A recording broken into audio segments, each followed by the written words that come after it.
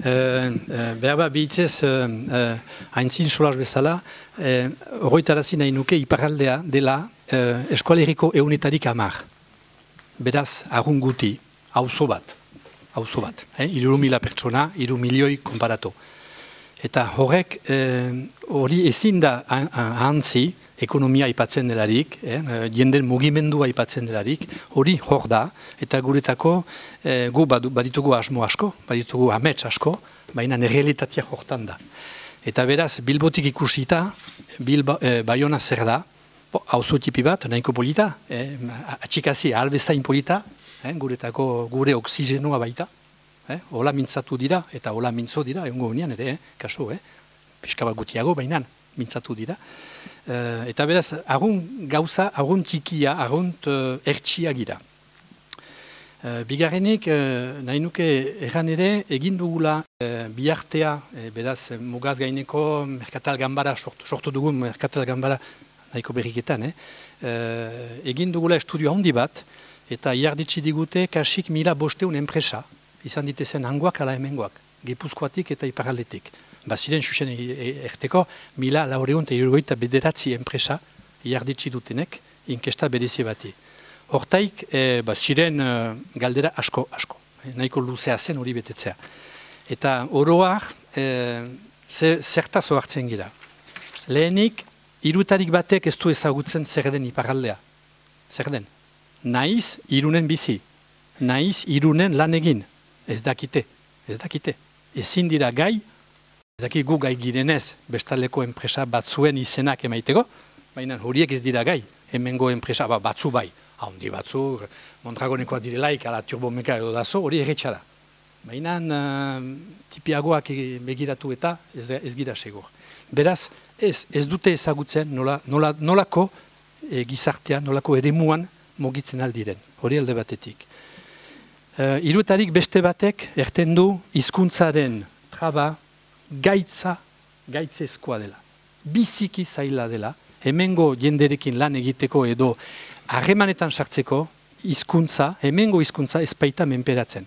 Horretarazi duk azken 15 urte hauetan inglesa dela aintzinatu frantsesaren kontra, funtsian, eta beraz guri gertatzen zauku, guk ez badugu espainolez egiten, inglesez egiten dugu gure auzuekin. Hori harrigarria da. Eta hori nahi eta nahi ez, Txinarat edo Ameriketara joaiten girelaik, beste hizkuntza batean egitea normala da. Baina auzokoarekin hori ez da normala. Eta beraz, nahi badugu ekonomiko loturak garatu, azkartu eta luzarako finkatu, behar dugu aterabide bat atseman hizkuntzari begira. Bada hor, erronka handi bat, eta enpresalariek egiten digute.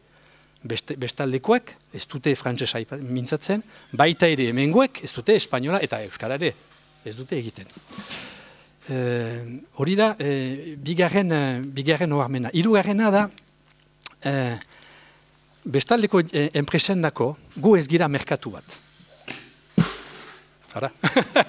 Hori da froga. Gu ez gira merkatu bat. Nahi izan dutelarik eta frantzirat gauzak saldu enpresak kokatu, ez dira gehienetan. Badira adibide bat edo beste, aipatzen ditut bi, bat porrot egin duena eta beste bat garatzen dena. Garatzen dena da arberatzen, beraz Bilbotik etorri den eta enpresa eder bat, eta bat porrot egin duena da denek, horiek gira Ramuntxorekin, kooperatifa arrosan. Baina horiek aparte ez dira hainbeste. Beraz, ez dira hemen egoiten, urrunera joaiten dira, eta urrunera norat diren merkatuetara joaiten dira. Eta beraz, guretako zaila da, sinesa aztea, hemen kokatuz, beste leku bat, frantzi guzia zerbitzatzen aldutela. Hori da, guretako beste zailtasun bat. Beraz, zer egin dugu guk gure arloan, ekonomia arloan, aspalditik, baditu kasik merkatal ganbarak kasik 30 urte lan egiten duela, bestaldeko egiturekin, baditu urte asko, baina ez dugu lortu Bilboko unibertsitateak edo Bilboko eskolak parte ardezan ez diako kudeantzan. Ara, nundi nahitik gauzak nahikeriak hor dira, baina gero konkretuki zer gauzak guti. Eta beraz gure ganbara bezala, lan asko egiten dugu elgarrekin, eta nahi izan dugu beste urratz bat pasatu. Eta urratz hori, deitzen da beraz bi artean, egitura juridikoat, GEIE, Agrupación Europea de Cooperación, ez dakit nola izaten den hori, sortu dugu beraz egitura berri bat, Baionako, Iparraldeko eta Gipuzkoako merkatalen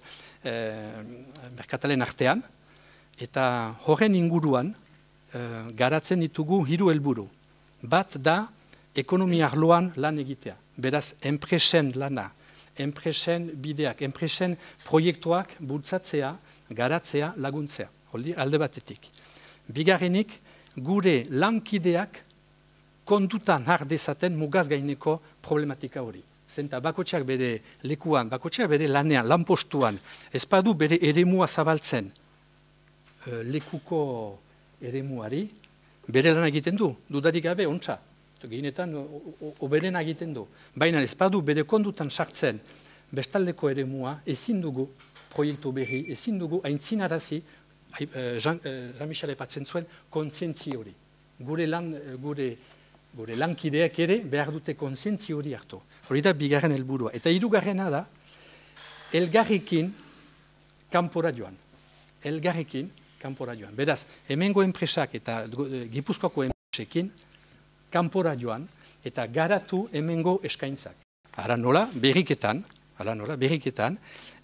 Nanteko azoka berizi batean, industrial azoka batean, Iparraldeko eta Gipuzkoako enpresak elkarrekin, leku berean, izen berarekin agertu dira eta presentatu dituzte beren eskaintzak klienter. Eta hori da gure helburua, elgarrekin enpresa joan ditezen merkaturat. Ara, adibide bat emaiteko, eman nezaket beste bat, badakizue Euskadik bere historioan biziki ezaguna izan da klusterak eraikiz, aspaldian, Euskadin klusterak sortu dira, oai dila kasik 30 bat urte, kasik, 30 bat urte, Michael Porteren bitartez.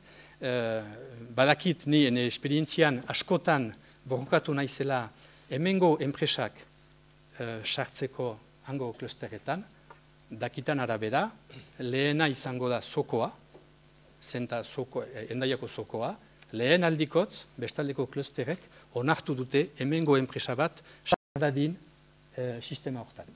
Beraz, gauzak dira erriski egiten beti.